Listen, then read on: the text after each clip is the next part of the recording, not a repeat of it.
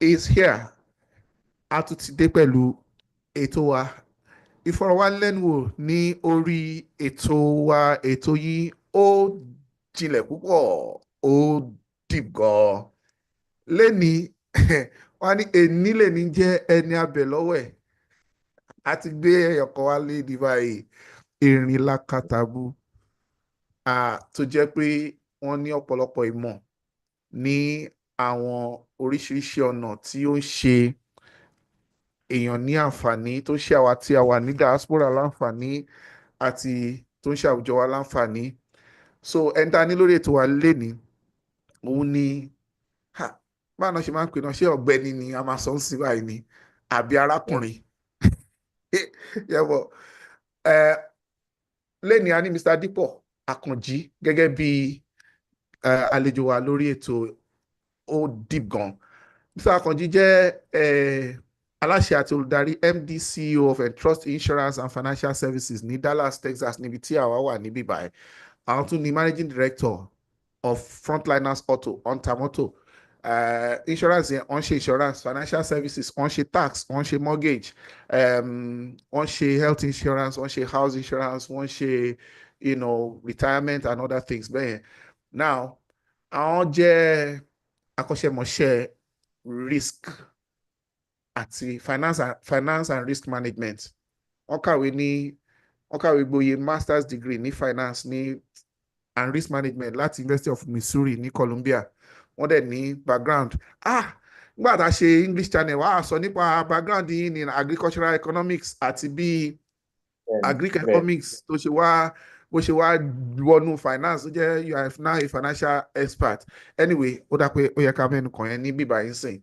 So agric economics náà kọ́ study pẹ̀lú animal science. Wọ́n dẹ̀ jẹ́ honor student ní nígbà tí wọ́n máa graduate. Wọ́n kó tó di pọ́n bẹ̀rẹ̀ consultancy practice wọn ní America bí ní 2014.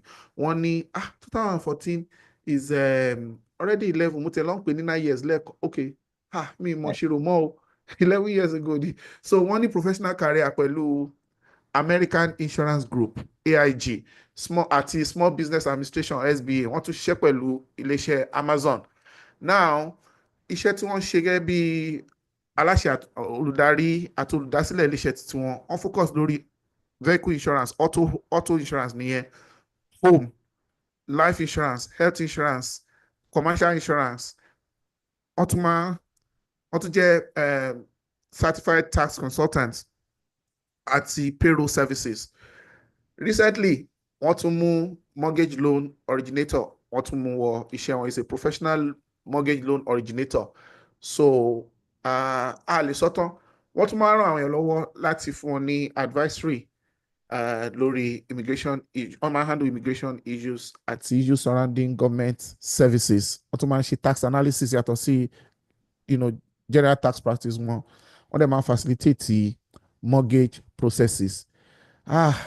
Òyìnbó tí mo sọ ẹ̀yìn mi ti fẹ́ yọ jáde ó ti fẹ́ jábọ́. Sádípọ̀ Àkànjí ẹ káàbọ̀ sórí ètò wa. Ẹ ṣé púpọ̀ ṣé ìtẹ̀gbà alálejò ṣé dáadáa la bá yín. Gbàdẹ̀ kẹ́wọ̀n tó wà ní àwọn wà ẹ kú lé o àwa nìyó a dúpẹ́ lọ́wọ́ Ọlọ́run. Mo láìpẹ́ ṣe wọlé ẹ̀ bàjẹ́ ó dẹ̀ ń sweet mi. a sì gbọ́ Yorùbá náà díẹ̀díẹ̀ so àgbàgbélé àgbàgbélé. ṣé tàbí la fẹ́ ṣe àbí ẹ̀rí kéèké.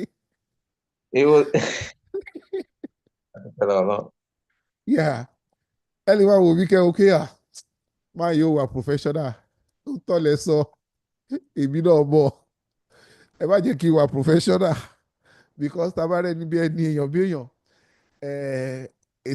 it's a privilege láti gba irú àkókò tá a fẹ́ gbà lọ́wọ́ máa yé lé ọwọ́ wọn torí it's a very busy person. Ẹ ṣe tá a pè yín tí ẹ jẹ́ wa inú wa dùn gan nítorí a fẹ́ kọ́ ẹ̀kọ́ ní àti ara yín àti àwọn òrírí yín. Nígbà tá a ń kéré inú mi dùn fún Yorùbá channel yìí àwọn kọ̀ọ̀kan wà tí mi ò lè ṣe lórí òyìnbó channel yẹn torí mi ò ní láti máa ronú mo fẹ́ sọ àwọn kọ̀ọ̀kan ní òyìnbó. ẹ fẹ́ wá kọ́ mi ní ẹ fẹ́ wá tẹ́sítì Yorùbá mi mo ṣe mọ̀ sọ ni dàbẹ́. àdán yín wò ẹ sọrí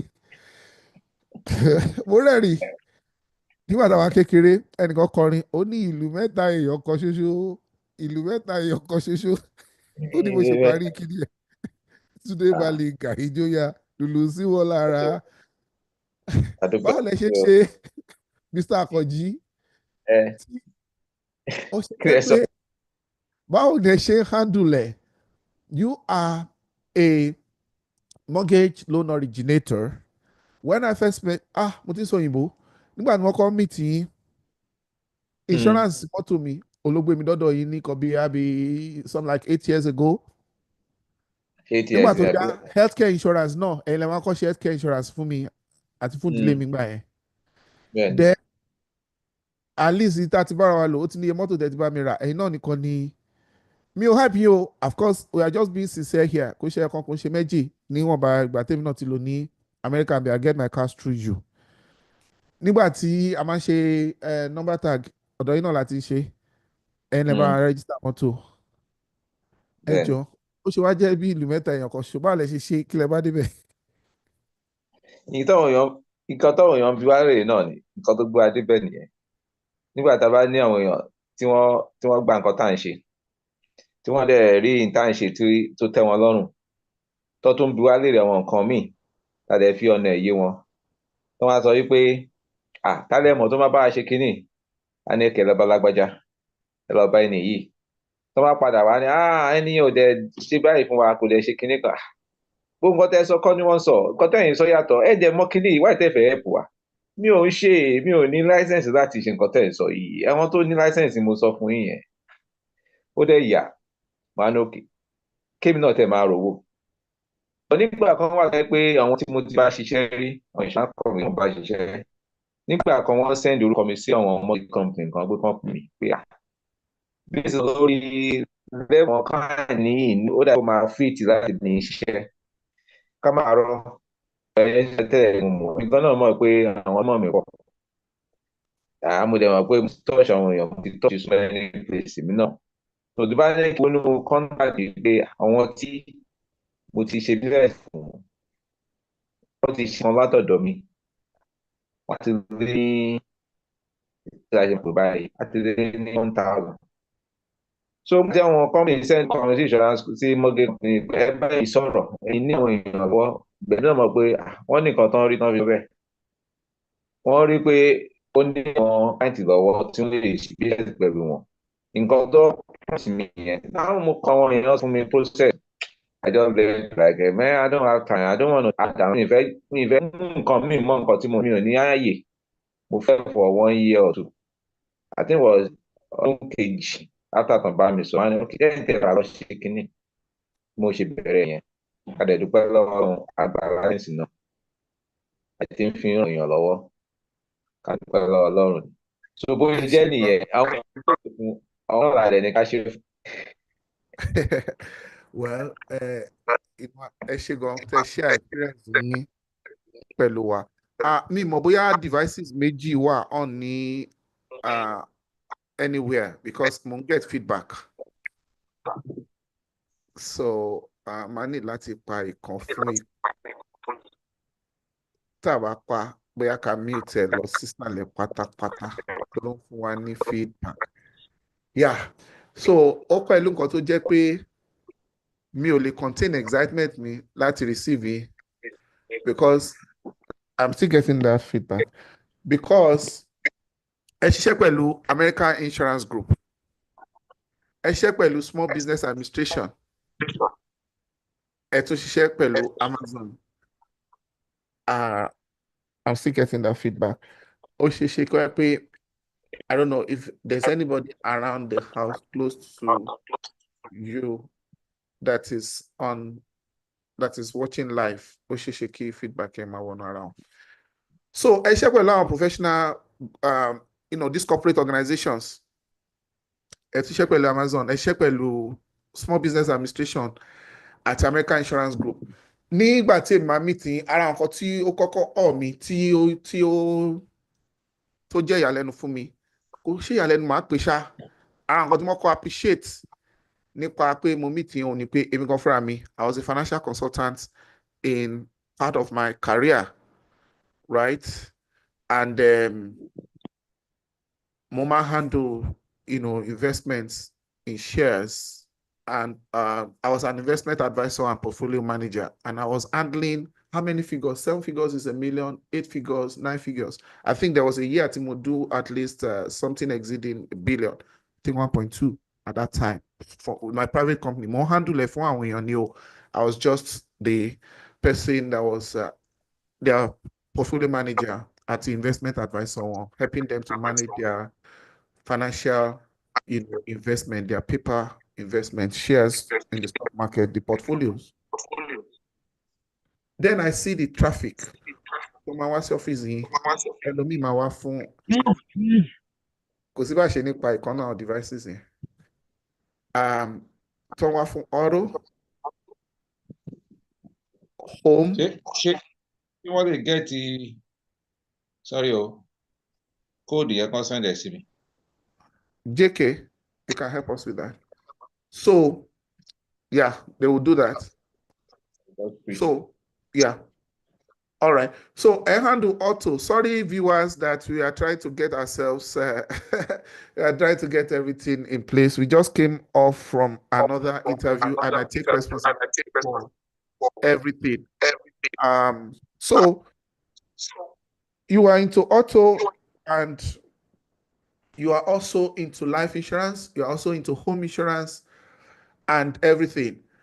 You are into commercial insurance, and tax and payroll services. Recently, they were at the loan originating more.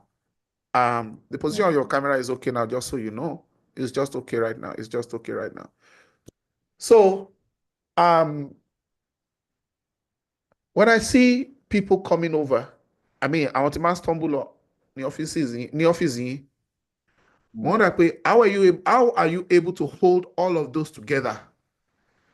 Yeah, I see that you've worked with AIG, you worked with SBA.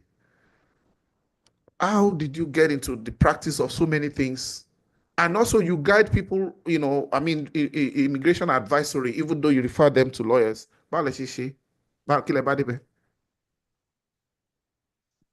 Ká dúpẹ́ lọ́wọ́ Ọlọ́run tó fún wa ní ìmọ̀ àti òye. So ìgbà tí mo ṣetán ní iléèwé tí mo lọ ní Missouri ni mo bẹ̀rẹ̀ iṣẹ́ pẹ̀lú àwọn American General Insurance, AIG. Actually àwọn ló pè mí láti ibi tí mo wà. Wow. So wọ́n pè mí ní Missouri, mo wà nígbà náà, wọ́n pè mí wípé kí n wá sí Texas pé àwọn nídìí mi. Then okay, màá wá o.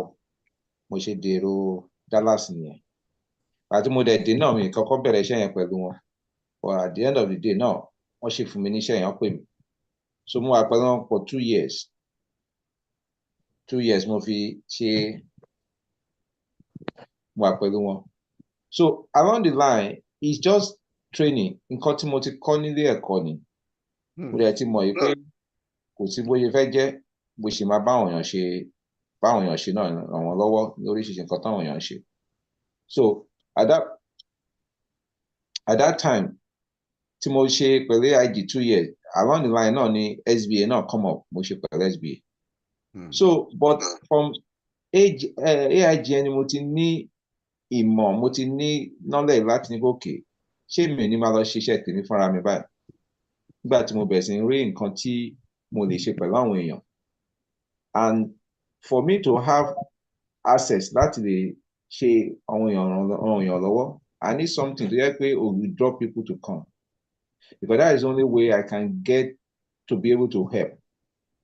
Even though ó jẹ́ pé insurance náà ni mo ń ṣe, àwọn nǹkan mìíràn náà tí mo ní lọ́kàn láti ṣe bẹ́ẹ̀ sọ, mo ràn èèyàn lọ́wọ́, ń bá wọn ṣe ọ̀rọ̀ immigration, ọ̀rọ̀ oríṣiríṣi nǹkan míì táwọn máa ń sọ, different things that are personal to people tó máa bá mi sọ.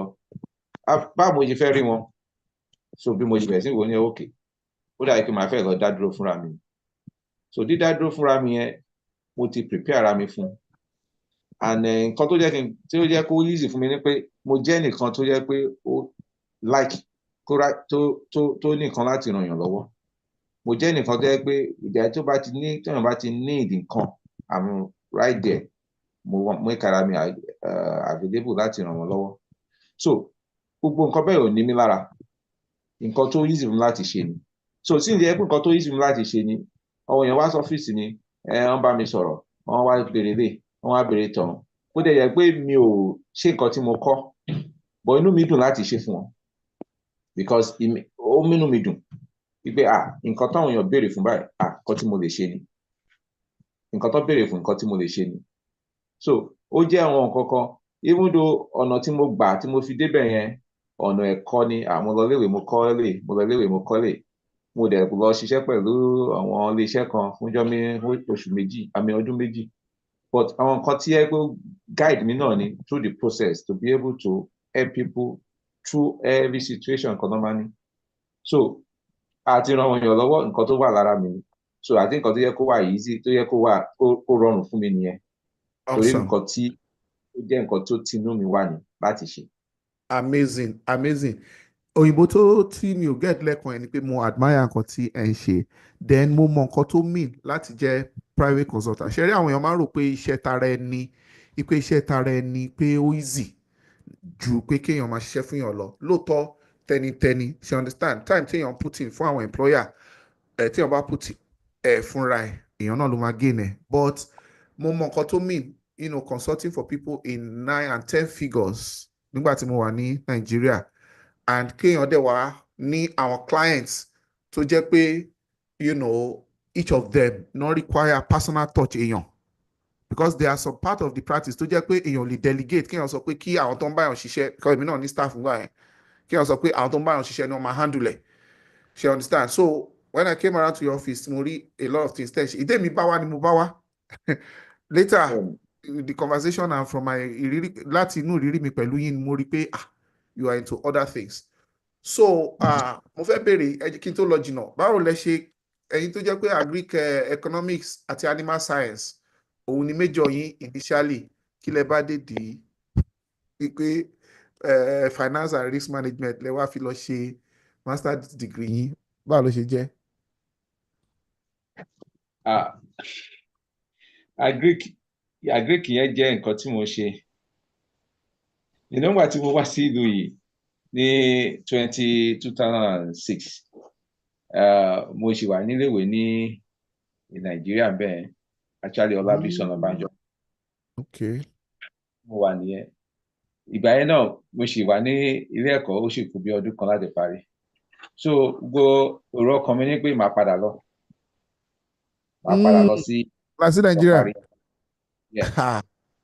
lọ parí bọ̀ nígbà tí wọ́n yẹ̀ bó ṣe máa ṣe nílùú wa náà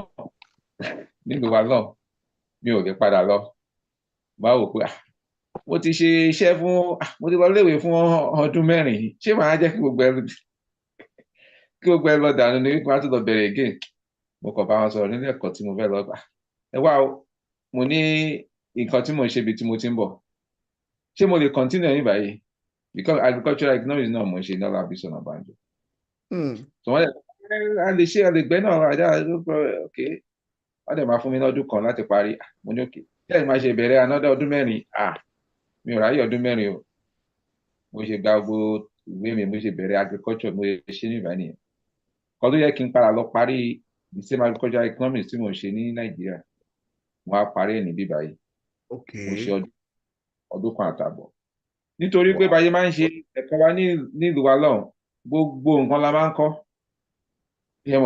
so mo ti ní so many credit tó yẹ pé kò sí nǹkan tó lè fi ṣe ó bá wò pé ó ti kàwé yìí ṣé o máa wéèsì gbogbo nǹkan tó kàwé ni tó bá fẹ́ a lè fún ẹ ní minor lórí animal science o tó ló ti ní gbogbo ìmọ̀ yìí láti Nàìjà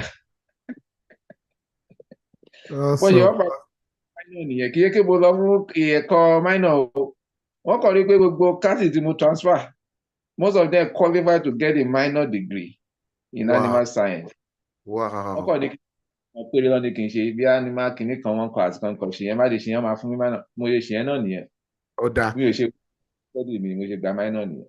Ó dáa ṣé ẹ wá mú ìmọ̀ agric economics àti animal science yẹn lò àti pé ṣé báwo ni ìwé èwo ló rọrùn jù láti kàwé Nàìjíríà bí láti kàwé bí ẹ bá gbé yẹ̀wò síra wọn ní ṣókí? Àti kàwé bíbà àti Nàìjíríà yàtọ̀ síra wọn díẹ̀. Màá sọ wípé àti kàwé Nàìjíríà, I'll probably say not the study itself, but the process to go through that study is so make you more resilient, more prepared in terms of the tediousness, the seriousness, the time, the requirement to pass through that. You already prepare our láti lè kọjú nǹkan tó ń bọ̀ ní tàbá dé kínní.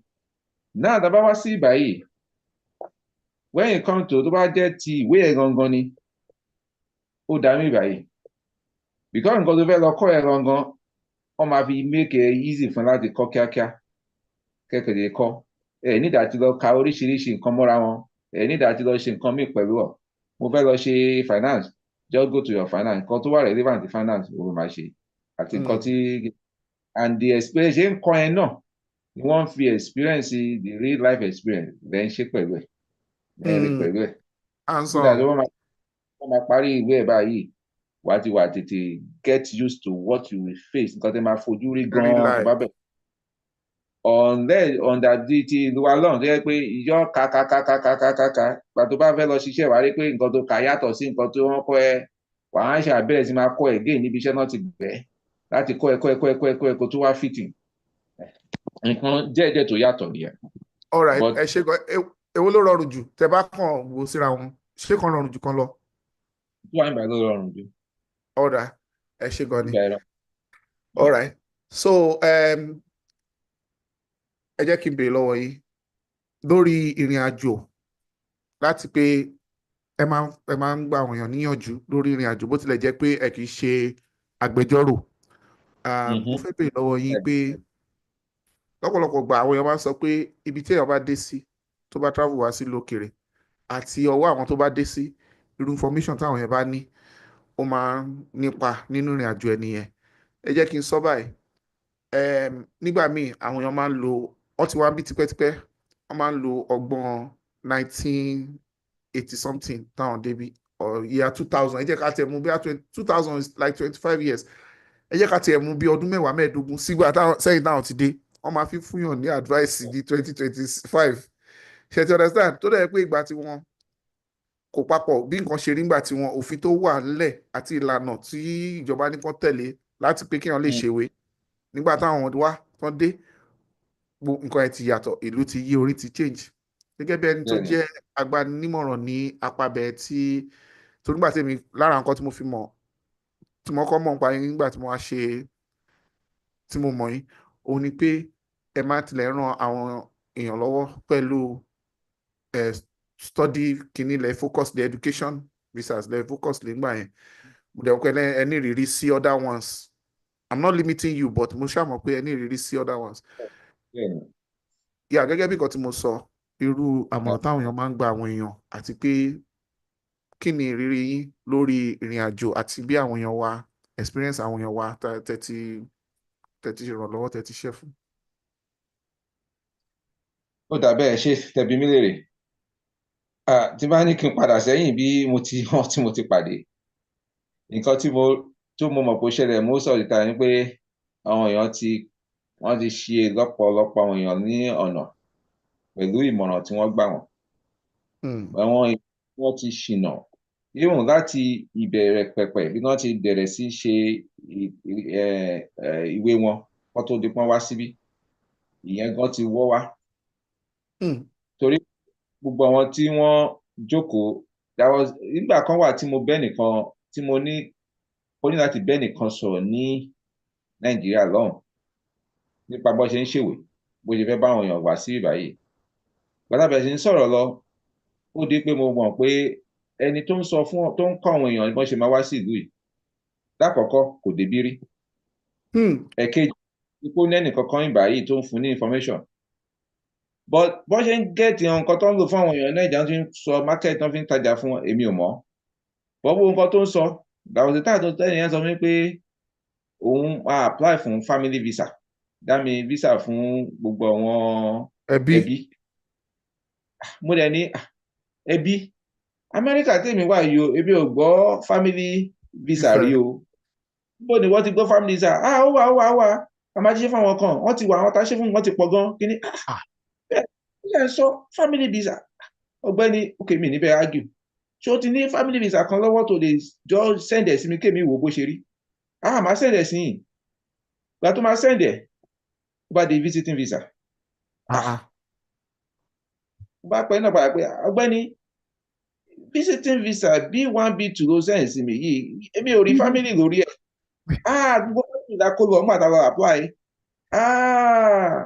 Okay, gbẹ́lẹ́ ìṣẹ̀ yé mi pé nígbà tí Nàìjíríà bá kóra wọn lọ apply, nǹkan tí Amẹ́ríkà pè ní visiting, ẹ̀yin tọ̀nà sí family. Nǹkan tí Amẹ́ríkà pè ní tourist B1 B2, a bá sọ di family visa lọ́wọ́, ẹ bá bẹ̀rẹ̀ ń polówó àwọn èèyàn fún family visa lẹ́ ń ṣe fún wọn. I mean, all this thing that is misleading tó ń ṣe àwọn èèyàn lọ́nà, òun náà máa ń sọ fún wọn. Nǹkan tí mo gbọ́ ní mo rí nìyẹn. Wọ́n débí báyìí, wọ́n tún wá pàdé ẹni tó tún máa continue láti máa parọ́ fún wọn. Lórí wípé àní àwọn yẹn dẹ̀ máa ń sọ reason of sọ bẹ́ẹ̀, torí mo ti bá àwọn méjì mẹ́ta sọ̀rọ̀ lórí ẹ̀rí. Nǹkan tèmi náà fojú nígbà tèmi náà dé nìyẹn. Mo jìyà jẹ. Mi ò rẹ́ni tó gbà mí lẹ̀. Mi ò rẹ́ni tó fún mi fún mi mọ́tò, kò sẹ́ni tó fún mi nílé ọ̀fẹ́. Kí ló dé? Mo ṣe máa sọ pé kinní kan tí mo rí nìyẹn pé so nǹkan tí èmi go through, àti wá jẹ́ pé ẹni tó ń bọ̀ lẹ́yìn mi kó náà go through that place. Wọ́n ṣe wọn lọ́nà. Wàhálà kóra wa síbẹ̀ tí ẹ pé àwa náà làwa ti ń ṣìra wa lọ́nà, tá à ń ṣìra wa. A máa parọ́ fúnra wa láti Nàìjíríà ká tó débí. Tá bá tó débí báyìí tán, a tún máa dààmú ẹlẹ́lẹ́ni, a máa jẹ́ kó náwó wọn nínàkúnà, bá wọn náwó wọn tán, owó tán yẹn tún ilé tán tà, owó mọ́tò tán tà náà kó débí. A máa jẹ́ kó ná ogbó ẹ̀ tán kó tó wá mọ̀ pé wọ́n ti ṣìnà. Àwọn nǹkan tí mo rí nìyẹn. And that is the word, àwọn nǹkan tó gbé èmi láti máa nǹkan tí mi ò fẹ́ ṣe tẹ́lẹ̀. Nítorí mo ní ìmọ̀, mo ní díẹ̀ níbẹ̀. Okay, tẹ́lẹ̀ máa ṣìyàn lọ́nà, máa ṣe tí mo lè ṣe. Ìgbà kan wà dáa kí mi ò sọ fún yín, tí mo láti lọ rí báyìí lọ mú ọmọ ẹnìkan wá láti Nàìjà. Right? Wow. Ẹni ẹ dé níbi kan fúnra rẹ̀. Tí ẹni ẹ dé báyìí, ó ti kó fẹ́nìkan kó bóun mọ́mọ́ wá, wọ́n ti gbà, wọ́n ti ṣe ogbè, wọ́n ti gbà. Ìgbà tó dé pọ́ ọmọ kan tẹ̀ ti late láti wọlé, mo láti lọ lé ńgbà yẹn tí mo lọ lé, mo ní nǹkan yẹn kan tẹ́ lè ṣe ní pé tẹ́ bá ti ra tíkẹ́ẹ̀tì yín sórí tíkẹ́ẹ̀tì èmi bá padà wá o, èmi bá yín mọ́mọ́ yẹn wọlé lágbára Ọlọ́run o. Mi ò sọ pé mo lè ṣe gbogbo ẹ o, yẹ ká gbàdúrà lọ́run pé kó jẹ́ kó ṣeé ṣe. Ọmọ yẹn wà ní by day ní. Gbogbo family ti overstay kó ló dé pé mo lọ mọ́mọ́. Ọmọ ó ti fẹ́. So things like that, I've seen a lot of people just deliberate. I don't know reason for that, but people have been misled in a lot of ways. Wọ́n ti ṣì wọ́n lọ́nà. Gẹ́gẹ́ bí nǹkan tẹ́ sọ, ṣé kò tún ní ṣe pẹ̀lú pé information, ṣe mo máa ń sọ pé nobody can rise or behave beyond the level of knowledge they have per time. Òun ló jẹ́ kí n mú ṣe wọ́n máa níbi tí èèyàn dé sí àtọwọ́ àwọn tó dé sí support system tó ní àti information tó ní. Ẹ lè rí èèyàn sìn kó dé within 2-3 years, let's say 3-4-5 years kó ti stand. Kẹ́lẹ́ omi dẹ̀ ti wà bí 7-8-9 years kó ṣe máa struggle. Some of the people kì í ti wá ṣe pé bóyá yàtọ̀ sí nǹkan tẹ́ sọ pé ẹlòmíì máa wò pé okay nǹkan tèmi náà pass through kẹ́lòmíì náà pass through ẹ̀, but àwọn ẹlòmíì gbà mí ṣe ló máa ń jẹ́ pé àwọn gan tẹ̀ ní information àbí information tí wọ́n ní ó ti wà obsolete, ó wà outdated. Báwo lẹ ṣe rí ẹ̀ sí? Gbogbo ẹ̀ náà ló jọ mọ́ra wọn. Nǹkan kan tí màá tún sọ náà ni pé kì í ṣe gbogbo nǹkan tí mò ń sọ yìí náà ni ó ṣẹlẹ̀ sí àwọn èèyàn, ní pé gbogbo àwọn tó wá ní bẹ́ẹ̀ yẹn náà ló ṣẹlẹ̀ sí 100%. A ní àwọn èèyàn mi báyìí tó yẹ pé wọ́n sì ń ṣe nǹkan tó dáa fún àwọn èèyàn. Wọn ò kọ̀. A sì ní àwọn èèyàn tó yẹ pé ẹni tí wọn ò mọ̀ rí gan, wọ́n sì gbà sílẹ̀. Ó wá depend bí ẹni tí wọ́n gbà sílẹ̀ yẹn bó ṣe wá hùwà ló máa jẹ́ nǹkan tó máa ṣẹlẹ̀. Àsọ̀ǹgbà kan pé àwọn èèyàn ní ọ̀rọ̀ entitlement, all those entitlement style ó ti bà nǹkan jẹ́ fẹ́lòmíì náà. Nígbà tó gbé èèyàn tó gbẹ̀ sílé tí ò mẹ̀rí tó wá bẹ̀rẹ̀ sí ń gbé lé àti pé òun ló kọ́ sí wàhálà fún un, tó dé pé òun ló di ike oríṣiríṣi ìṣẹ̀lẹ̀. I've lived somewhere before. Mo ti gbọ́ rí ẹni tó gbélé èèyàn jẹ́ pé ẹni tó gbà sílé wọ́n bẹ̀rẹ̀ sí náà ń fi ìwé ìwé ṣoṣo rẹ̀ máa lọ fi yáwó. máa fi ṣó tó ti rẹ́ni tí wọ́n fún ní ìwé rí tí ò jẹ́ ká máa sọ mí báyìí tó dé nígbà tí ọlọ́pàá táwọn ẹgbẹ́ ṣe ń pè àwọn tó ń ṣọ́ọ̀lù tí wọ́n dá dúró lọ́nà ìwé oníwèé tó wà lọ́wọ́ ẹ̀ ló gbélé wọn lọ́pọ̀ òun lòún jẹ́ bẹ̀. tó gba ìwé tọ́jáwé fún lórí orúkọ. so when táwọn ẹ̀yin ṣe oríṣiríṣi like this báwo ni ẹ fẹ́ kí àwọn èèyàn ràn wọ́n lọ́wọ́ àwọn tó ń wá ní ọdún ní kínní náà nǹkan tí mo fẹ́ ni pé òun àwọn tó wá síbẹ̀ tá à ń sọ̀rọ̀ ẹ̀yìn náà àwọn èèyàn kan wá tó yẹ pé wọ́n ti fún wọn ní ìwé láti gbé ìlú wọ́n ṣe wọlé which is called green card. àwọn kan wá wọ́n ní ìwé visiting visa B2. àwọn kan wá ní student. so àwọn majority àwọn tó máa ń wà nínú wàhálà most of the time àwọn tí wọ́n ti ní ìwé visiting àwọn tó ní ìwé ìgbélú wọ́n ṣe wọlé yẹn wọn nígbà tí máa wá ẹnìkan tó máa ràn wọ́n lọ́wọ́ wọ́n kàn níjẹ́ tó máa ṣe fún ìgbà díẹ̀ bí oṣù kan oṣù mẹ́ta bìkan wọ́n lè ṣiṣẹ́ fúnra wọn wọ́n lè lọ gba láìfù tiwọn. àwọn tó dẹ̀ wá sí iléèwé lọ́nà wa tó máa lọ sí iléèwé wọn ní wàhálà kankan kò ní sẹ́ni parọ́ fún wọn. àwọn tá à ń sọ pé wọ́n máa ń ní ìparọ́ jù náà ni àwọn tó yẹ kí wọ́n wá pẹ̀lú ìwé pé wọ́n wá ṣe visiting lèrè ọkọ̀ bàbá ṣeré díẹ̀ kan padà àwọn yẹn náà ló máa ń di kíní because when you overstay your presence in a place you become what a nuisance. Wow. And nuisance people will start separating from you. wọ́n bẹ̀rẹ̀ sí máa yára wọn kó lọ́dọ̀ ẹ̀. Why will you become a nuisance? Because what you are not contributing. If you are contributing meaningfully, respectfully, you won't be a nuisance in your house. Kò ní jẹ́ ẹni tí wọ́n nílé èèyàn tó gbẹ̀ sílẹ̀. So that's why it's not easy, and that's the reason why some people are pulling back to help. And that's why you get wrong information in the first place. Because if your ọ̀rẹ́ tèmi bá sọ fún òótọ́ ọ̀rọ̀ pé má wáyé báyìí ó ní fẹ́ bá mi sọ̀rọ̀ mọ́ kó tó kúrò Nàìjíríà wà ní èmi ò dáa. So àwọn tó ń parọ́ fún yín yẹn lẹ máa lísìnsì náà máa tí yẹn máa débi tán á wá di pé iwájú ò ṣe lọ. ẹ̀yin ò ṣe padà sí ẹ ṣe gan ni àlejò wa because you are a man of many parts so I máa ní láti squeeze a lot sínú interview yìí. ẹ̀yin kan náà lẹ ń báyàn ṣe insurance ẹ̀yin kan náà ni ẹ̀ ń báyàn ṣe kátẹ́gbà pé ẹ ní experience pẹ̀lú one of the biggest insurance companies lamẹ́ríkà AIG Group.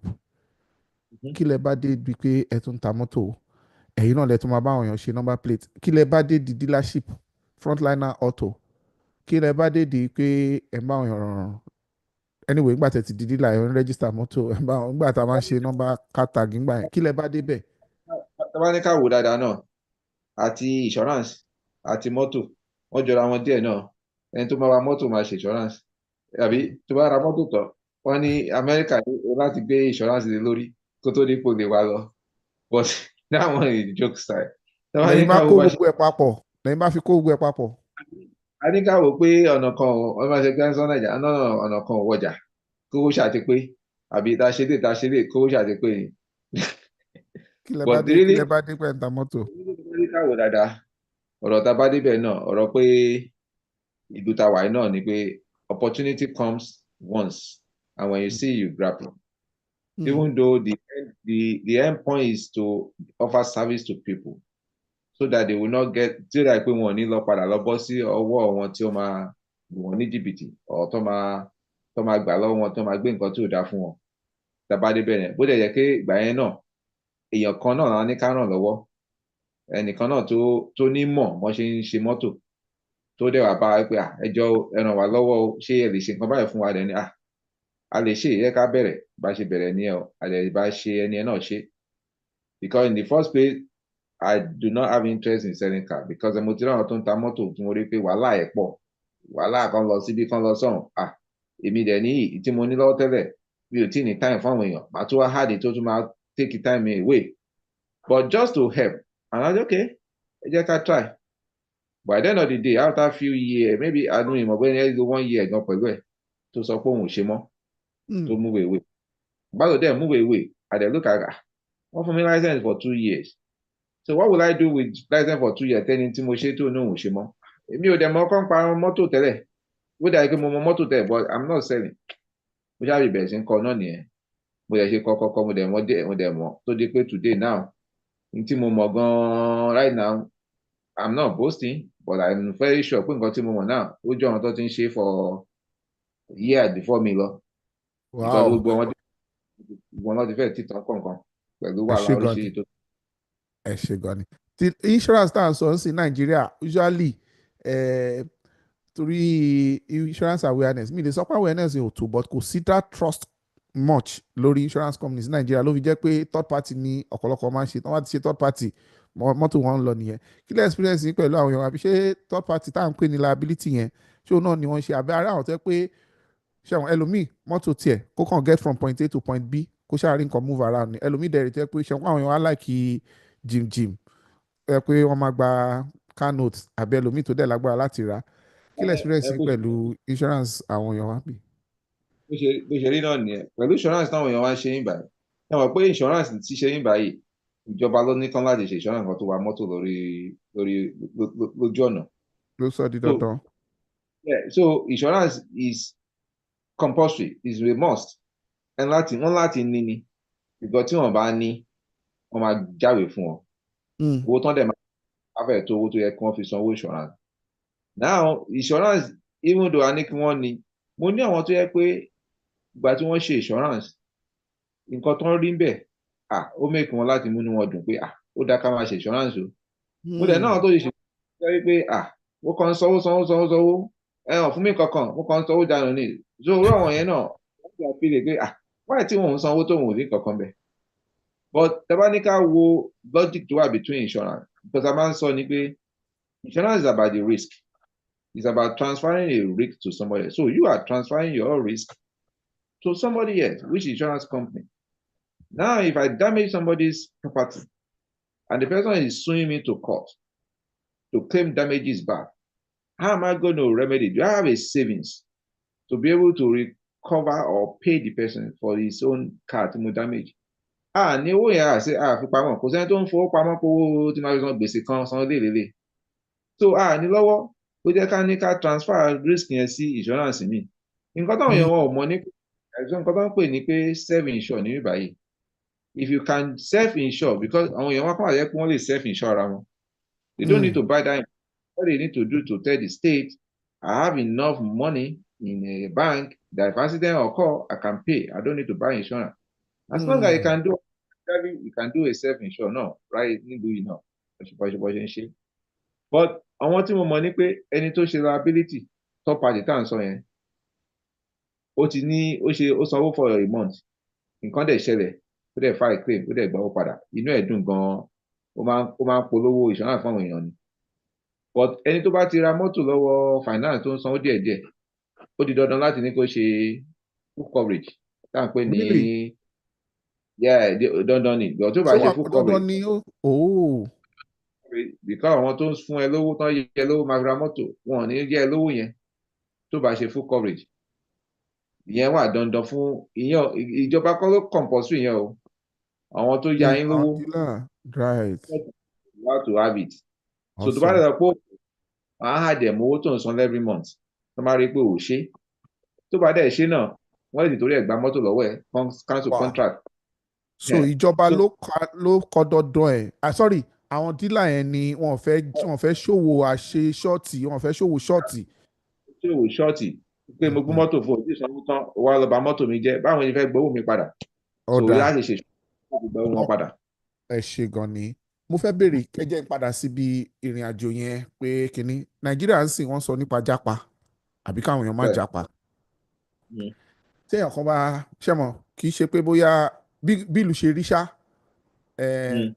nǹkan ìlú ìgboro rẹ́rìn téèyàn bá yín sìn àbí tó bá pè yín láti nàìjíríà pé òun fẹ́ jápa kí iṣẹ́ máa ní kó wá ní àbí kó jókòó síbi tó wà kí lámọ̀ràn yín kí ló máa jẹ́ àmọ̀ràn yín fúnrú ẹni bẹ́ẹ̀.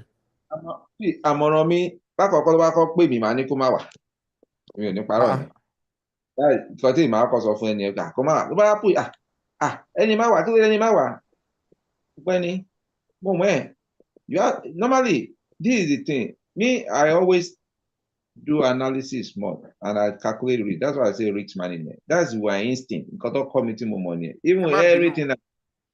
ẹ má bínú sà tó bá yẹ pé nìyẹn ò ní ìrètí kankan mọ́ torí àwọn eléyìí kì í ṣe pé wọ́n fẹ́ wá visit wọ́n fẹ́ wá wo fine environment nǹkan yẹn ti dé ojú ibi tó fẹ́ dé ó ti dójú góńgó báyìí pé kò sọ́nà àbáyọ míì fún wọn. Jerry, dára mo ṣe kọ́ sọ wípé mo máa kọ́ fi bí èmi ṣe dé ìbàdàn máa kọ́ fi ń ṣe àpérò náà kọ́kọ́ wò ó náà pókè. Tí n bá wà ní the same position táwọn èèyàn wà bẹ́ẹ̀ yẹn kí tèmi náà máa ṣe because èmi ò dé ìbàdàn in that area. So now coming here is a choice which I could have said I'm not coming. In the first place, mi ní tẹ̀sán àti dúró. Nǹkan kan ló ṣẹlẹ̀ tí mi fi padà mọ́. I just ìgbà tí mo wá mo sọ pé mo máa padà lọ parí ẹ̀kọ́ mi ní ìlú. So mo kọ̀ wá kí n kọ̀ wá wúlò kí n padà tèmi ni. Nígbà tí mo wá dé bíbà ìtàn tó wá sọ fún mi pé nǹkan tèmi sọ pé mo fẹ́ ṣe yẹn o school approve ẹ̀ kí mi padà wá kí wọ́n máa fèsì senate. And I said, irọ́ o, èmi ò right time láti máa face one senate láti approve my deferment or extension of my program. That's what, and when I get myself involved here, I start seeing the process. You know, when you stay longer in a place, you start evaluating your position. What should you do? At the 18 I have a choice to, money choice in going to stay over. Exactly. Nigeria should idea and buy. Even though the mark padà sí Nigeria, I will still get what to do there. Mo padà láti padà lọ sí Nigeria, lọ ṣiṣẹ́ ní Zenith Bank. Mo ṣe sọ fún yín mo fẹ́ apply, mo ní a friend láti apply. They say I have to do my NYSC, kí wọ́n porúkọ agbèbánirọ̀. Mo ní báwo ni màá ṣe kí n lọ Abuja. Bàtí mo dé Abuja question, wọ́n ní they can exempt me, but I need to submit my passport. That's when I disagree. I'm not going to submit my passport to you. No way. Not tell me that my passport is lost. No. If you cannot give me the certificate of exemption, eat it. You guys can shovel it and eat it. Me, I will go back to where I'm coming from. But if you give me, I will stay because then I already tried to get a job with Zenith Bank. Ẹ jẹ́ kí n dá yín padà sí sorry sir ìbéèrè tí mo béèrè yẹn èmi náà mo distract yín ẹ jẹ́ kí n dá yín padà kí ni ẹ máa sọ fún ẹni tí ó fẹ́ jápa to jápa or not to jápa. Màá ní kó yẹ ibi tó ń lọ wò kọ́kọ́ fò yẹ ibi tó ń lọ wò náà kó wò dáadáa kó dẹ̀ look at the nǹkan tí ó máa bá bọ̀ níbẹ̀ tó bá wò dáadáa tó dẹ̀ get òtítọ́ ọ̀rọ̀ fún àwọn tí wọ́n mọ nǹkan tó ń ṣẹlẹ̀ tó dẹ̀ wà sure pé ó get dáadáa kó wò pẹ̀lú ibi tó wà tó bá mọ̀ pé òun kó má bọ̀ but nǹkan tí èèmà lọ fún ni pé ibi tó ń bọ̀ kò ṣe ibi tó rọrùn fún yàn láti wá o kó gbàgbé nǹkan táwọn èèyàn sọ so me I will advise not to japa but if it has to be that is the only option to survive in life because there is always an option for people one option for people option kálukú yàtọ̀ some people still have a way around to survive in Nigeria they just choose not to go to that option they are looking for easy way out I do not be the one that believe like everybody don't know if ever see japa have a legitimate option to come to Japa. I do not believe that. I believe like majority of people are just being impatient and not being thoughtful. Not being thoughtful about your environment. Because you have things that will help in your environment, you choose not to do it. And you choose to go to somewhere you feel like it's easy for you, but easier, which is not easy. Not easy. Lying, people are Japa to Canada, but they are living on the street. Why you go to Japa? Be living on the street where you can live in a house in Nigeria. So why are you giving up a house? Because there's no food. But you have a land to farm. There's no food, but you got plenty of land there to farm to feed yourself. Èmi ní view mi lórí land yẹn o. Ṣé o pé land tá à ń sọ ń sìn kì í ṣoko àròjẹ là ń sọ. Ọ̀pọ̀lọpọ̀ tó dẹ̀ fẹ́ farm security ò jẹ́. Then èèyàn tó fẹ́ farm tó máa jẹ́ commercial farming. Ẹ kàn sọ asọ́kọ̀ anílẹ̀ ni. Like most people in Lagos wọn ti ẹ mọ village wọn dípò wọn máa mọ̀ pé lẹ́ẹ̀kan wà ní ibì kan then kì í ṣe manual farming kò easy láti ṣe manual farming in this time and age even in the past gan èèyàn ṣe wọn máa ń dàrú wọn máa ń ṣe ọ̀wẹ̀ tó máa fi ń ṣe ìgbọ̀nwọ́ ara wọn so tí gọ́ọ̀mẹ̀ntì bá ní kí wọ́n padà sóko ìmọ̀ àwọn dàpọ̀ kó ní kí wọ́n padà sí ṣe provide tractor ni ṣe provide the farm implements fún wọn ni ṣe provide improved seed fún wọn ni what about their whatever so kí lè fẹ́ sọ nípa yẹn. I will tell you I will máa sọ báyìí pé for things fún nǹkan láti ṣiṣẹ́ dáadáa wọ́n láti ní àwọn tó ń pè ní winning heart dàmọ̀ sí àwọn èèyàn tí wọ́n ready láti ṣe nǹkan àtẹni tó ready láti fún wọn ní nǹkan tí kò bá sí àwọn tó ready láti ṣe nǹkan kò sẹ́ni tó ready láti fún wọn ní nǹkan kan. The situation of life now bí ayé ṣe rí nísìn oníkálukú ń jà láti for their own survival. If a people determine their mind, that is it, if they determine their mind like things tó ń ṣẹlẹ̀ kì í ṣe èmi nìkan tó ń ṣẹlẹ̀ sí majority of ìṣẹ̀lẹ̀ ó ṣẹlẹ̀ sí a lot of people and that a lot of people determine like this is the way of life that we want to follow now. There will be something that will mind. Continue on ni pé if generality of the youth or whoever in Nigeria right now feel like to survive Nigeria today is for us to go back to farming. It's not just one person not going back to farming. Right. Okay, it has to be a collective, will and execution. That means people are willing to do something, and some people are ready to provide the way out for it. Society no. Everybody will now push it. See, okay. I'm somebody that feel like whatever, because you have to go back to the society people are coming to. Because my brother mi wá sí Ìbàlẹ̀ 2 years over in send owó sílé does not make it like 100 people that are coming here today going to be the same. That people is are true. People are here and they are going through a lot of stress. Why are people ignoring back home? Kí ló táwọn èèyàn ṣe tí wọ́n fẹ́ máa bá èèyàn sọ̀rọ̀ nílé mọ́? Why? Because the pressure is too much. If they are living fast, wọ́n gbé dáadáa nígbà wọ́n ṣe dáadáa báwọn èèyàn ṣe rò wọ́n ṣe dáadáa ni. Kò ní difficult kò ní lé fún wọn láti máa ṣe nǹkan fún wọn nílé. The pressure is real now. The pressure is what I'm saying is Japa or no Japa, I will still maintain my stand. Exceptional cases there. I'm not going to force people not to Japa because there will be people that are destined to be here because of the culture of every.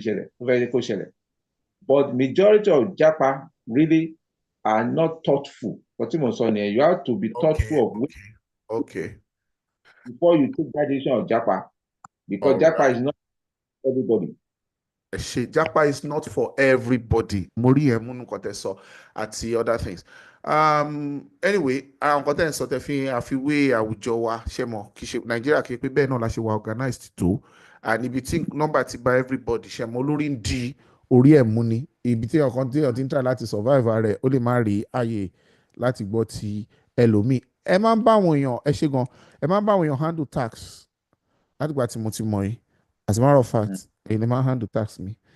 Mo fẹ́ bèèrè lọ́wọ́ yín kí ni rírí yín pẹ̀lú tax now kì í ṣe àwọn Nigerians kan lè ń consult fún ibi tí ọ́fíìsì yín wà ó jẹ́ the heart of the city of Dallas. It's perhaps the ní gbogbo àwọn office complexes tó wà níbí báyìí ó jẹ́ a legacy one. Wọ́n tẹ̀ máa ń wọ́n dàgbà ní wọ́n kọ́ dé pé báwo lè ṣe sanwó office pé I really admire that about you. Torí èmi náà ní private practice ní Nigeria and I knew what it means to establish an office and have a staff working for me. But when we're America, then now people come to you from all over. Material Arabs, I see Hispanics in the office, I see Black people like us and Black Americans, I see white people.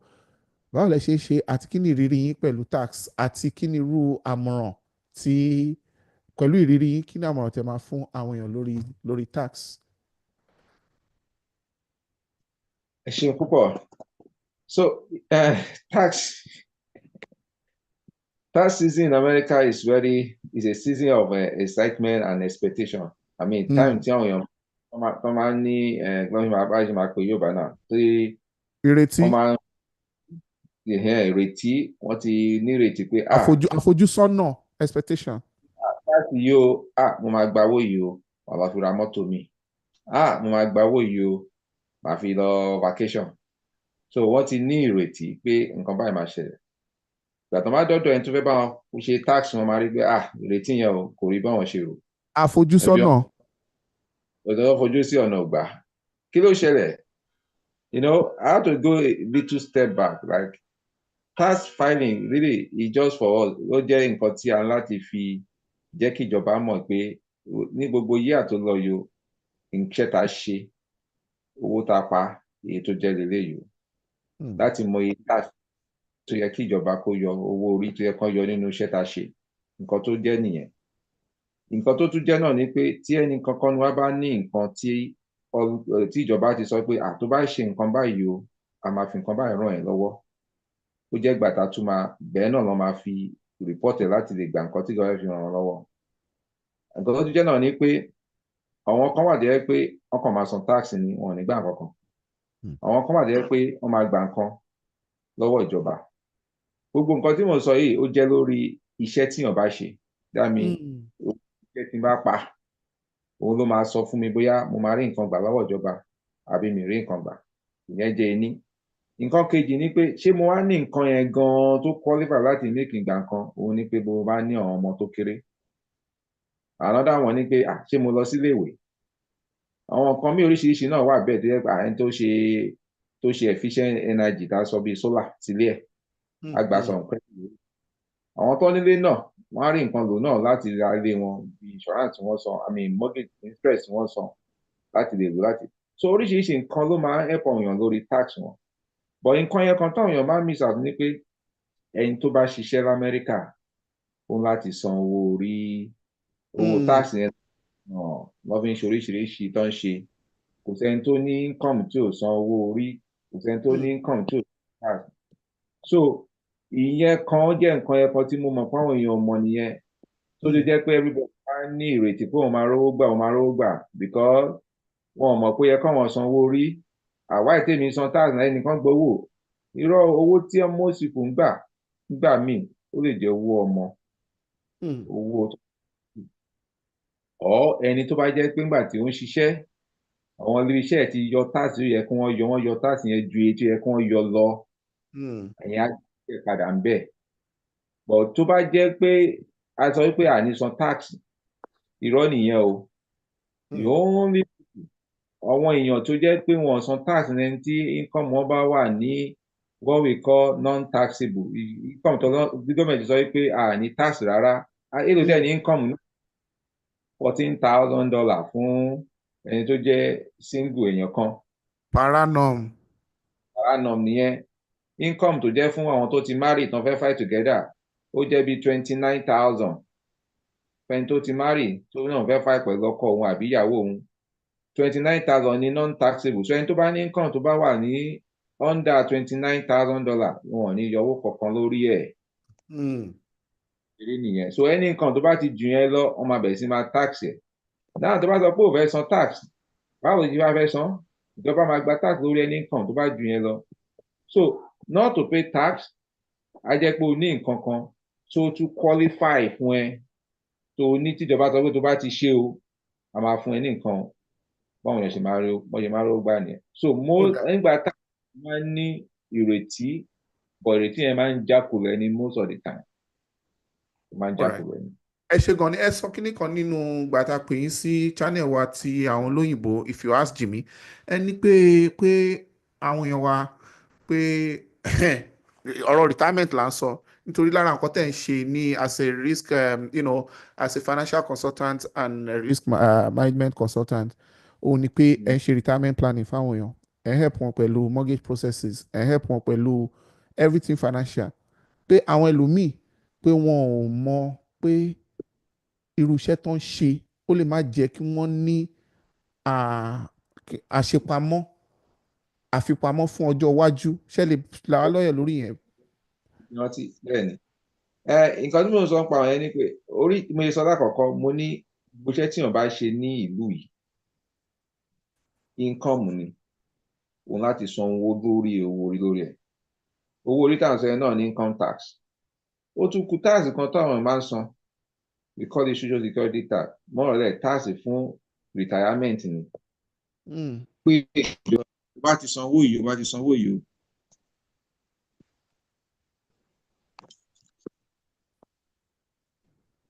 ẹ̀sọ́ iṣẹ́ ń gbọ́ mi lọ. Mo ń gbọ́ yín. Ẹ̀hẹ́n. Orientation camera yín ló fẹ́ change there. Okay, you are back. Go ahead. Tí ẹ bá ti sanwó, ìjọba sọ wípé retirement wọ́n máa fún yín o.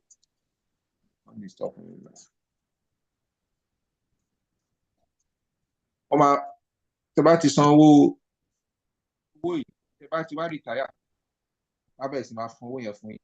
Ó jẹ́ nǹkan tí àwọn tó ń ṣiṣẹ́ DoorDash o Uber o all those iṣẹ́ káàkiri táwọn èèyàn ń ṣe ta pè ní self-employed. Ṣé ṣe ń gbọ́ mi lọ?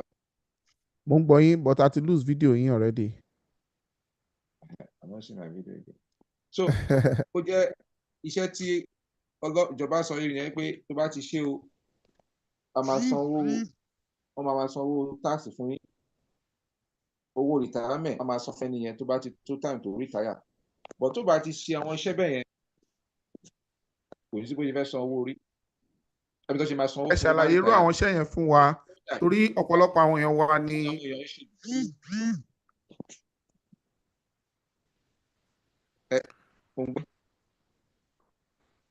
Ṣé ẹ lè ṣe àlàyé àwọn iṣẹ́ yẹn, irú àwọn iṣẹ́ bẹ́ẹ̀ yẹn tó jẹ́ fún wa?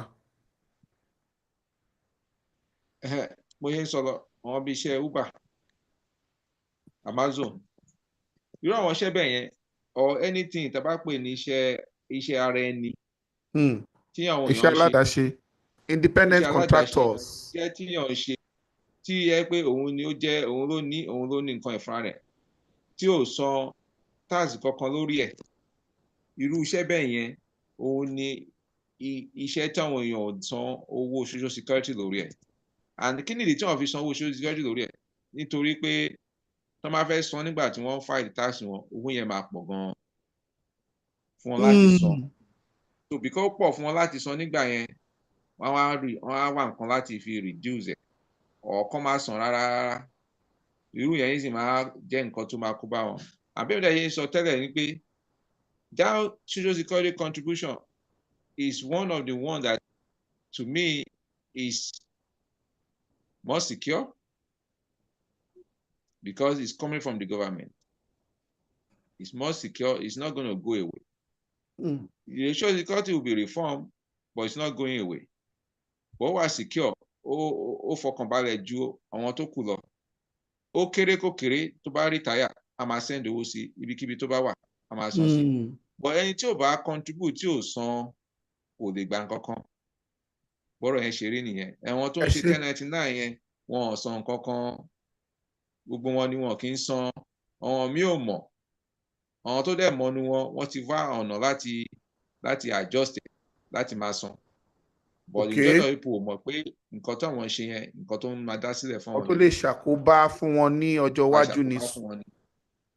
Ó dáa. So nǹkan tẹ́ ẹ̀ sọ nísìn ni pé àwọn tó ń ṣe iṣẹ́ 1099 yẹn bíi pé kán wá Grubhub, kán wá DoorDash, kán wá kí ló máa ń pè náà Favour àti gbogbo àwọn other things Spark, wípé kò sí ẹni àjẹṣẹ́kù kankan fún wọn lọ́jọ́ iwájú, but fún ẹni tó bá mọ̀ wọ́n lè ṣe. Bẹ́ẹ̀ ni fún ẹni tó bá mọ̀ ó ní bó ṣe lè ṣe, ó ní bá ṣe máa ń ṣe yẹn, a máa ń pè ní máa sanwó díẹ̀díẹ̀ estimated payment. Wàá máa sanwó yẹn díẹ̀ nígbà tí wọ́n pa owó yẹn, bọ́n ṣe ń sanwó yẹn fún ẹ, wàá máa yọ díẹ̀ kúrò, wàá máa san. Bọ́n ṣe ń san $200 fún ẹ ní payout, o lè yọ $20 wàá san. Bó ṣe ń pa owó yẹn, wàá máa san. So irú yẹn máa jẹ́ kó rọrùn fún ẹni yẹn láti san for the whole year. Dànkó wá dìgbà tá a wá ṣe tax, wá ní máa san $4,000. Wá ní èmi ò ní, ó ti pọ̀ ju èmi ò ní. So wàá máa kọ́. Gbogbo nǹkan tó bá ní àǹfààní ó lè ní nǹkan tó jẹ́ pé ó lè fa ìdíwọ́ ńgbà míì, torí àwọn èèyàn wa nígbà míì oríṣiríṣi ìrírí làwọn èèyàn máa ń ní tó jẹ́ pé ó lè jẹ́ pé àwọn ibi tí wọ́n ti ṣiṣẹ́ wọ́n lè feel frustrated, oríṣiríṣi ìrírí ẹ̀gbin ìríra náà àwọn èèyàn máa ń rí. Bẹ́ẹ̀ni. tó fi jẹ́ pé wọ́n á wò pé kí ló dé táwọn ṣe ti máa lọ máa dára láàmú ní àwọn ibiṣẹ́ kan pé káwọn kúkú máa ṣe iṣẹ́ tara wọn. Now ẹlòmíì tó bá sọ pé àwọn máa fúnra wọn target pé bóyá bíi 700 bóyá iye báyìí ní lọ́sẹ̀, bóyá iye báyìí ní oṣù, pé táwọn bá ti ṣiṣẹ́ yẹn ẹlòmíì ó ti níye tó ń target lóòjọ́ tó ń bá ti make òun lọ sùn àṣé pé gbogbo owó yẹn kì í ṣe gbogbo owó yẹn pọ̀ lójú wọn gbogbo ẹ̀ ń wá sọ́dọ̀ wọn ṣùgbọ́n kì í ṣe gbogbo ẹ̀ ló yẹ kó wá sọ́dọ̀ wọn gẹ́gẹ́ bí nǹkan tẹ̀ ń sọ ń sìn yìí ó yẹ kó máa mú bẹ́ẹ̀ lára ẹ̀ ok bẹ́ẹ̀ bó ó ṣe dáa rí nìyẹn gbogbo ẹ̀kọ́ ló yẹ kó máa ná gbogbo ẹ̀tọ́ lẹ́ẹ̀kan náà. ok bẹ́ẹ̀ alright ẹ ṣe now tá a bá sọ nípa ọ̀rọ̀ lé àwọn ẹwà ẹ jẹ́ ẹ máa ń help àwọn èèyàn pẹ̀lú mortgage processes gẹ́gẹ́ bí licensed mortgage loan originator tẹ̀jẹ̀ mọ̀ pé mo tiẹ̀ fẹ́ joke ní initially pé ẹ tó bá wà ní Dallas sí tó bá jẹ́ bọ́ ọmọ Nàìjíríà àbí ọmọ Africa West Africa tó bá lóun mọ̀ yín bóyá ẹnìyẹn ṣẹ̀ṣẹ̀ dé ni now gẹ́gẹ́ bí àwọn nǹkan tẹ̀ ń handle fún àwọn èèyàn wa mentality kan wà tó fi jẹ́ pé àwọn èèyàn believe pé ṣé mọ̀ mo ti ra lé in fact ó jẹ́ big deal fáwọn èèyàn wa pé wọ́n ti kó lọ sílé ẹ̀ta ara mi èmi náà ti ra lé táwádẹ̀ lára lé lamẹ́ríkà kì í ṣe pé èèyàn kó gbowó yẹn lẹ́gbì ó rà tó yẹ pé kò lówó san mọ́ bíi pé ó kàn san àsansílẹ̀ ilé tó everybody bá lóun rà in most cases 20 something years 20 years 25 30 ngbà míì wọ́n ṣe sanwó lé yẹn lọ ẹ sọ kọ́kọ́ fún wa lórí English channel wa gẹ́gẹ́ bíi pé ẹlòmíà rò pé iye rent tóun san pé tóun bá fowó kún òun kúkú lè ra òun lè máa sanwó láti nílé tòun ṣẹlẹ̀ làwa lọ́yẹ̀ lórí yẹn àti àǹfààní àti àwọn ibi tí àwọn èèyàn tún fojú sí tó rọ̀ mọ́ pé kéèyàn nílé tara tiẹ̀. òótọ́ rẹ̀ lẹ sọ́nbẹ̀ yẹn àti kíyàn ní ilé ara tiẹ̀ ní ìlú tá a wà yìí ó jẹ́ nǹkan tí ó fi ọkàn balẹ̀ tó dẹ̀ máa mọ́ àwọn èèyàn múnú wọn dùn because báyé ń sọ to own a property in America is to be part of America. Is when you actually been considered to be part and parcel of America. So yes, because when you have a property in America, you're already part of the system. Àwọn tó ní ilé àwọn ló ní ẹnu jù láti sọ̀rọ̀ ní agbègbè ibi tó ń gbé ní city ni o ní county ni o you have more mouth to talk about nǹkan tó fẹ́ kàn ṣe ládùúgbò yẹn o lè lọ sí council meeting tell them pé you don't want them to build a road behind your house. That reason, genuine reason why they will not build it. Wọn ò ní kọ́ àwọn tí ó ní ilé lọ ní wọ́n lágbára jù so láti nílẹ̀ Amẹ́ríkà nǹkan tí ó jẹ́ ìdùnnú ni nǹkan tó dẹ̀ dá ni náà bá ṣe wá ń ṣe nígbà míì òun ni bí ó ṣe dá ẹni tó fẹ́ ra lé ó ní àwọn nǹkan míì tó ń láti ṣe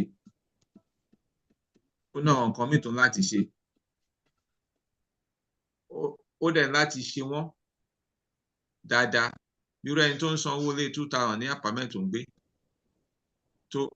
tó wá ní òun fẹ́ ra lé tó lè máa san iye kan ó dá láti ṣe bẹ́ẹ̀ náà but after tó bá ra lé tán ó sì ní àwọn nǹkan míì tó máa ṣẹlẹ̀ irú nǹkan tó máa ṣẹlẹ̀ lẹ́yìn yẹn tó máa san yẹn ṣé ó ti rẹ́dì fún nǹkan táwọn èèyàn máa wò nìyẹn tó láti nílé nǹkan tó dá ní èmi sọ bẹ́ẹ̀ tí wọ́n bá nílé tán ó máa ń fún yàn ní so many opportunity mi we open up a lot of benefits ní ìlú tá a wà yìí is a lot of benefits but ìyọ̀dẹ ní ara lé kó wá kú rẹ̀ sínú wàhálà tó dé pé kò ní lè sanwó lé wọn tó wá gbalé lọ́wọ́ ẹ̀. nǹkan tí mò ń sọ nìyí a lot of process ló wà láti ra lé nǹkan tó dáa fún àwọn èèyàn wa láti ṣe ni nǹkan tí mo dẹ̀ tíyàn ní láti guide wọn fún láti ṣe náà ni but you want have to make sure pé he has what we call ability to pay.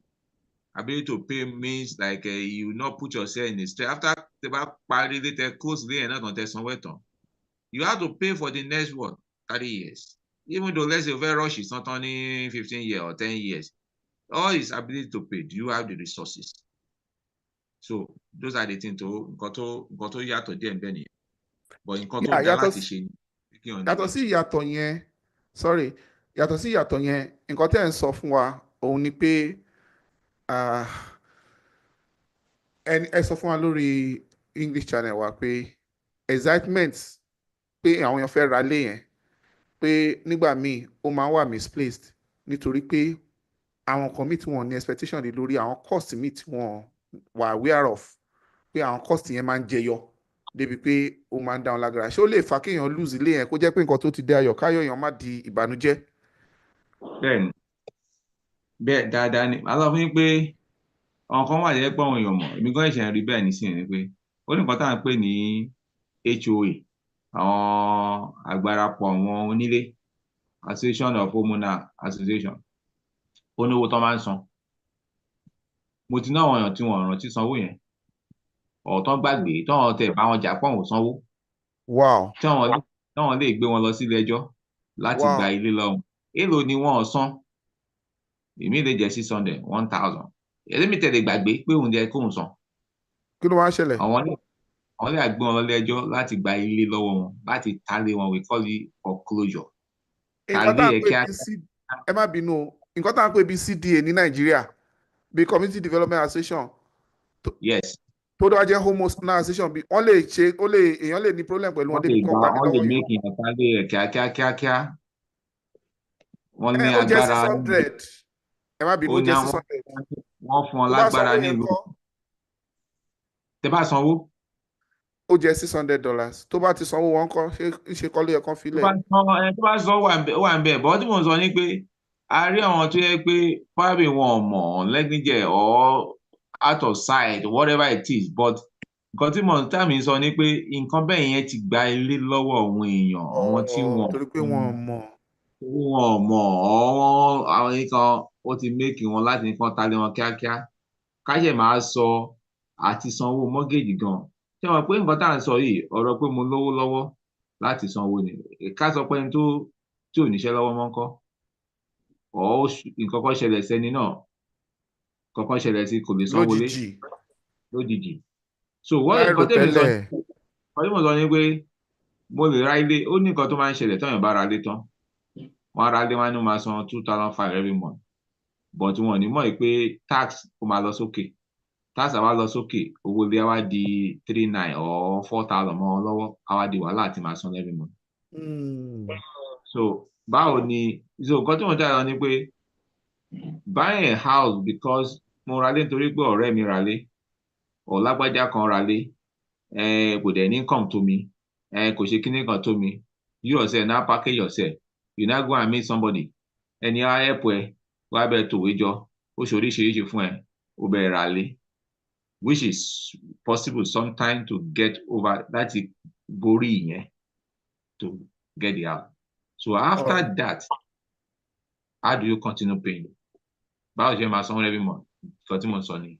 alright interview yìí ò ní complete láì jẹ́ pé a sọ nípa ìlú wa ẹ̀yin sì ẹ ti di adáṣẹ́ sílẹ̀ ẹ ti dáṣẹ́ sílẹ̀ lóríṣiríṣi ní American bíbá yìí ẹ̀yin nìkan náà lè ṣe tax ẹ̀yin lè ṣe mortgage ẹ̀yin lè ṣe insurance both health insurance retirement planning auto dealership mọ́tò.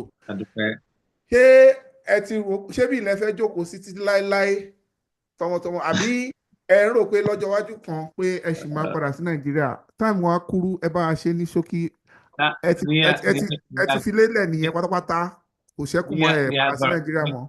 ní agbára Ọlọ́run wọn lọ pé lé ní wọ́n lè kọlẹ̀ àbọ̀ sí mi oko kò sẹ́ni tó nílé tó fẹ́ lọ sílẹ̀ padà kí ló máa ń mú láti sá kúrò nílé mi kérédé tí máa ń ní mo fẹ́ fi lé mi lẹ̀ kúrò bẹ̀ kò sí bó ṣe fẹ́ bàjẹ́ tó máa le tó náà I still have that dream in my mind àbóṣe wà lọ́kàn mi láti padà ìgbà tó máa jẹ́ I leave that one for God to determine but something in my mind no I definitely love my country and I want it to do well to be good to be a place here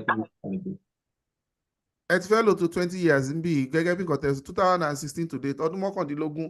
bọ gbogbo 20 years mo lò yẹn náà tẹ́nibọ̀dì bá pàdé mi ẹ̀jọ̀ láti àwọn tó ti aráàlú wa tó bá pàdé mi wọ́n sọ pé ó máa yàtọ̀ Amẹ́ríkà ó ṣe so mo gbà yín for 20 years it's good but I still have that mo ṣe ní feeling yẹn mo ṣe ní ó ṣe wà mind mi. Go back. Yeah. Right. Tí n bá wo àyíká yín nígbà tẹ́ wà ní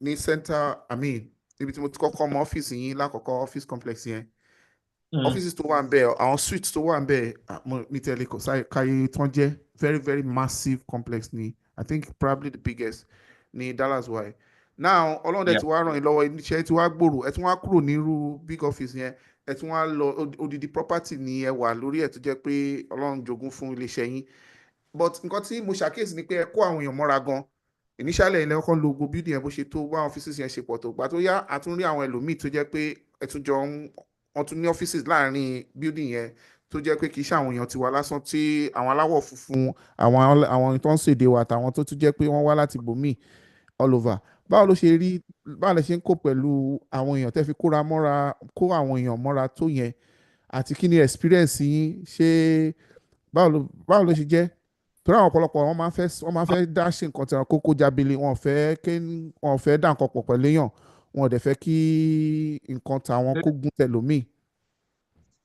ṣé àwọn pé tẹ bá ní ká wo máa ṣe sọ àwọn ọkọ tí a sọ tẹ́lẹ̀ nígbà tá a sọ tèyìnbó yẹn tẹ bá ní ká wo ìlú ta wà yìí tó máa mention any profession kan nílùú yìí kò sí kán máa rí Nàìjíríà kan at least tó ń ṣe dáadáa at the top níbẹ̀. Now tá bá ní ká kọ́ padà wá ká tó wá wo when it come to nǹkan tẹ́ bí mí lèrè yẹn ká béèrè pé tá bá ní ká wo ní communist society pé how many of the different race ni wọ́n ti build ara wọn to be one tó yẹ pé tó bá sọ̀rọ̀ the system the American system we listen. Nigeria is not one of them. But when we turn to individual achievement, power, strength, knowledge, Nigeria is one of them. But when it comes to collective action, collective responsibility, Nigeria is nowhere to be found. There was a time, mo sọ pé mi ò sọ lè tẹ́lẹ̀ rí mo kọ̀ chíbẹ̀rẹ̀ ní ìgbà kan wà tí mo lọ sí program kan ní downtown Dallas. And a guy, Nigerian guy, can contest for a mayor of Dallas. And they asked the question, how come you are not able to win the election? And he said, it's because of Nigerians, the way we are. We like to do things individually. I want to be in Low Island, Minicom, come and mention me. So, going back to Korea, I am someone that feel like mo mọ̀ pé kò sẹ́ni tí mi ò lè bá ṣe.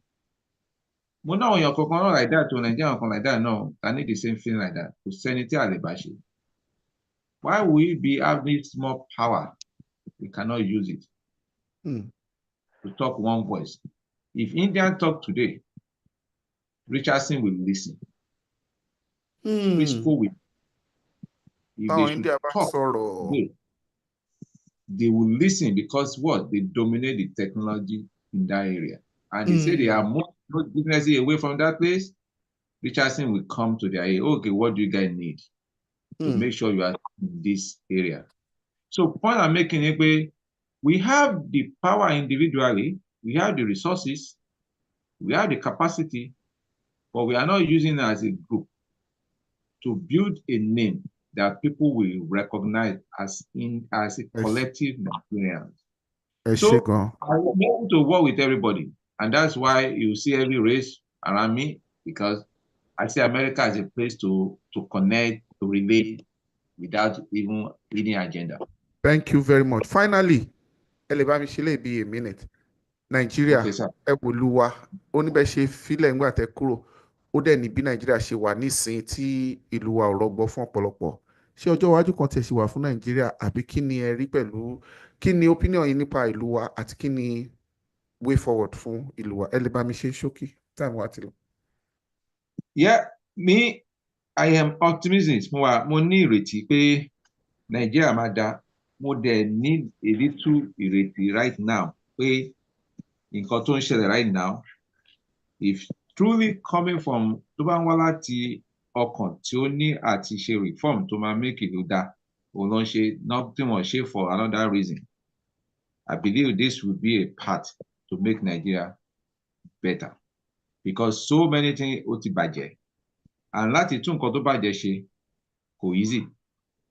That's why I said jẹ́ kí n sọ ní pé nǹkan tí wọ́n ń ṣe tó bá yẹ pé àwọn tó ń ṣe they are doing it for a rebirth láti tún Nàìjíríà ṣe lọ́jọ́ ń ṣe genuinely wọ́n ń ṣe láti bring because nǹkan tó ń ṣe nǹkan tó máa make ìlú dání but tó bá ń ṣe for genuine reason tí wọn ò dẹ̀ sabotage tẹ́ni ẹ̀ dẹ̀ go through I believe Nigeria should start reaping láti get back to the path tó yẹ kán wà nǹkan tí wọ́n sọ nìyẹn. Ẹ ṣe gan kí ni last word yìí fún àwọn èèyàn wa generally Nigerians in diaspora and just 30 seconds. Nǹkan tí máa sọ fún ọ̀tún wáyé báyìí ni pé as you are here ẹ ṣe wà nílùú yìí ẹ jẹ́ ká máa rántí pé àwọn èèyàn wọ́n ń wò wá wọ́n dẹ̀ ń retí látọwọ́ wa that means we should help more people. People need help. Let's offer our help according to our capacity. Don't let us be so selfish. There are people that are looking onto us. We should be more considerate. Aláti ràn àwọn èèyàn lọ́wọ́. Aláti ní àwọn èèyàn ní ọkàn. Ká máa ṣèrànlọ́wọ́ fún àwọn èèyàn because nǹkan nira fún àwọn èèyàn díẹ̀. Káàkiri ká jẹ́ kí ìrànlọ́wọ́ wa ká máa ṣe dáadáa fún àwọn èèyàn sí. Nǹkan tí máa sọ fún àwọn tó dẹ̀ wà nílé náà kí wọ́n ready láti ṣe nǹkan dáadáa fún ìlú wọn. Gbogbo ìgbà kọ́ ni nǹkan ò dáa. Nǹkan tó wọn bá ṣe láti ọwọ́ wọn tó dáa òun náà ló máa make ìlú náà dá sí dáadáa. So nǹkan tí máa sọ nìyẹn. Ẹ ṣé gan ni àlejò wa Mr. Dípò Àkànjí ẹ ṣé tá a pè yín tẹ́ jẹ́ ẹ ṣé tí ẹ dá wa lóhùn tí ẹ bá wá sí orí ètò yìí àti gbogbo àwọn ọ̀nà tí ẹ fi gbà là wá lọ́yẹ̀ lóríṣiríṣi àti àlàyé tí ẹ tún ṣe lórí àwọn béèrè tí a béèrè náà wọ̀nyí ẹ̀yin èèyàn wa ààrẹ jù báyìí lọ lórí ètò ó dìgbọ̀n ti ọ̀sẹ̀ yìí a dúpẹ́ lọ́wọ́ àwọn tí wọ́n jẹ́ tó máa ń ràn wá lọ́wọ́ tó máa assist wa fún production wa OMS ni wọ́n jẹ́ OMS consulting gbogbo nǹkan tó ní ṣe pẹ̀lú social media yìí àti new media radio TV social media àti actually kí ni wọ́n máa ń pè náà virtual services wọ́n máa báyọ̀ set up social media wọ́n dẹ̀ máa ń ràn wọ́n lọ́wọ́ pẹ̀lú ẹ̀ àti other things títí kan online radio ẹ kàn sí iléeṣẹ́ wọn eléyìí ò ṣe polówó èmi kàn fi lè ṣe ìdúpẹ́ ní ọwọ́ àwọn tí torí èmi níṣẹ́ òòjọ́ tí mò ń ṣe tí mo ti ń wá kọ́bọ̀kọ́bọ̀ tí a fi ń mú ọwọ́ dẹnu ṣùgbọ́n ẹni tó bá ṣe ló yẹ kí a yìn torí pé láìsí wọn mi mọ́ mo ṣe lè ṣe lé tèmi bá ti ṣe recording mi èmi bá tèmi lọ nìyẹn àwọn náà máa ń bá mi púpọ̀ tó máa ń di òdìdí ẹ ṣe OMS consulting gbogbo èèyàn wa àtúmọ̀rin lórí ètò mọ̀ gẹ́gẹ́ bẹ́ẹ̀ náà ṣe mọ̀ wípé ẹ ṣe o Mr. Dípò àtúmọ̀rin bá o. All right ó jinlẹ̀ púpọ̀ ó deep gan-an.